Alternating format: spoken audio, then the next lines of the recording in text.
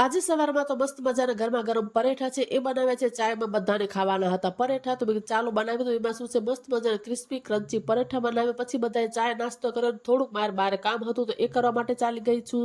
પછી ઘરે પાછી આવી ગઈ છું ને જે ઘરમાં આંગણામાં બધા મેં પ્લાન્ટ્સ રાખ્યા છે એને થોડુંક હું જોઈ લઉં છું, થોડીક કેર કરી લઉં છું. કોઈ પીળા પત્તા હોય, થોડું ખાતર નાખવાનું હોય તો એ બધું હું ચેક કરી લઉં છું કે કોઈ અંદર જીવાત નથી આવી ગયો, કેમ કે ટાઈમ ટુ ટાઈમ આપણે જોવું જરૂરી છે, નકર પછી બહુ પ્લાન્ટ્સ છે એ ગ્રો નથી કરતા અને ખરાબ થઈ જાય છે.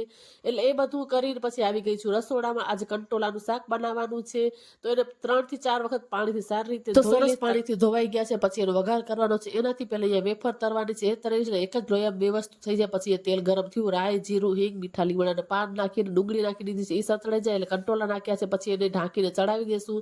પછી હળદર, લાલ મરચું, મીઠું, બધા ઘરના જે મસાલા છે એ નાખી દેવાના.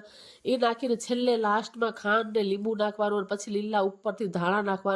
તો આપણું ગુજરાતી મસ્ત મજાનું કંટોલાનું ખાટું મીઠું શાક બનીને તૈયાર થાય છે. જરાય કડવું લાગતું નથી, એટલું મસ્ત થાય છે. જરૂરથી ટ્રાય કરજો તો તમે ક્યારે ટ્રાય ન કર્યું હોય તો. આજે જમવામાં બનાવ્યું છે કંટોલાનું શાક, ભાત ને રોટલી.